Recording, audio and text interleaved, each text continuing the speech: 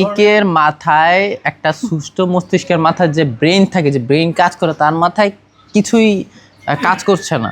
সে বিভিন্ন বিষয়ে আসক্ত হয়ে, তো সে বিভিন্ন কিছু যা মন চায় তাই বলে ফেলতেছে, যেটা কোনো প্রমাণ দিচ্ছে না বা প্রমাণ দিতে পারতেছে না। যেটা মন চায় সেটা বলতেছে। তো মানিকের মাথায় একটু সমস্যা, মানে একটু রাগী টাইপের ছেলে, মানে ও হচ্ছে জানতেছে সেটা অপরাধ, তারপর সে চাপায় দিবে, জোর করে চাপায় দিবে, এবং সেটা তার বউ মেনে নিতে পারতেছে না। তার বউ বলতেছে যে আমাকে এগুলো বলুক বা যাই হোক, কিন্তু আমাকে অত্যাচার মারধর করে। এটা মানিকে কান্নাকাটি করতে করতে আমাকে বলছে যে আমি ভুল করছি। মানে ও এই মেসেজগুলো আমাকে করে, আমি আবার ওর বউয়ের কাছে পাঠাই যাতে ওর বউয়ের মনটা একটু গলে। কিন্তু ওর বউ বলতেছে, ভাই আমি তো এখন একটা যে জীবন্ত লাশ হয়ে গেছে, একটা আমি তো রক্ত মাংস করা, আমারও তো ব্যথা লাগে শরীরে। ওর ওয়াইফ এগুলা বলে। আমি একটু যদি শুধু ভালোবাসা হইলেই চলে। আচ্ছা, একটু বয়সটা শুনেন। ভাই, মেয়ে মানুষ এমন একটা জিনিস যেটা আমি রিয়েলাইজ করতাম, সম্মান করতাম, সবকিছু করতাম। হঠাৎ করে কেমন যেন ভাই আমি চেঞ্জ হয়ে গেছিলাম, জানেন? আমি নিজে পরিবর্তন হয়ে গেছিলাম যে আমি একটা কে, আমি কি, কোথায় থাকি, আমার কি পরিচয়, এটা বুঝতে পেরেছিলাম না। হাজার মেয়ে মানুষ হোক, আপনি যতই অট্টলিকা 10তলায় গণপাতি দিয়ে ভরিয়ে দেন না কেন, যদি শরীরে আঘাত করা যায়, কোনো মেয়ে থাকবে না আপনার কাছে, আমার কাছেও। This is realise.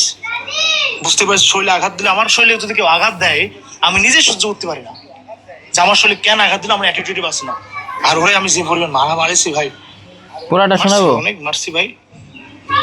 আচ্ছা কি ভাই, আচ্ছা, এই কথা শুনে না তো, আমরা তো বোঝার চেষ্টা করছি দুর্বল। মানিকের খোঁজ খবর নেই, আমাকে ফোন দিয়া যাবে, কিন্তু রাগ অভিমান একটাই, যে মানিক ভাইকে উদ্দেশ্য করে বলি যে যাই কারণে বউকে হাত তুইলেন না, মাইরেন না, এমনি ধমক টমক দিয়েন, আর হচ্ছে নিজের বউকে অন্যের উপরে চাপায় দিয়েন না। এটা আপনার বউ, আপনার বউর সম্মান, মানে আপনার সম্মান।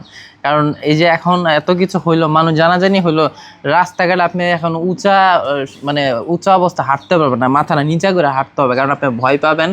এটা ভাইবা যে আমার ওয়াইফকে আমি অন্য লোকের কাছে, আমার বাবার কাছে চাপাই দিয়েছিলাম, এটা আপনার ওয়াইফ যায় না, কিন্তু আপনি চাপাইছেন। এই বিষয়গুলা আসলে আমরাও ভিডিও বানাই, কিন্তু আমরা আসলে ফানি রিলেটেড এবং হচ্ছে বিভিন্ন বিষয় আলোচনা হয়, কিন্তু নিজের রেসপেক্টটাকে, নিজের পরিবারটাকে আমি ধরে রাখার চেষ্টা করি। আমার পরিবারের ঝামেলা অন্য মানুষ কেন জানবে? তাহলে তো ওটার পরিবার রইলো না, ওটা ধ্বংস হয়ে গেল।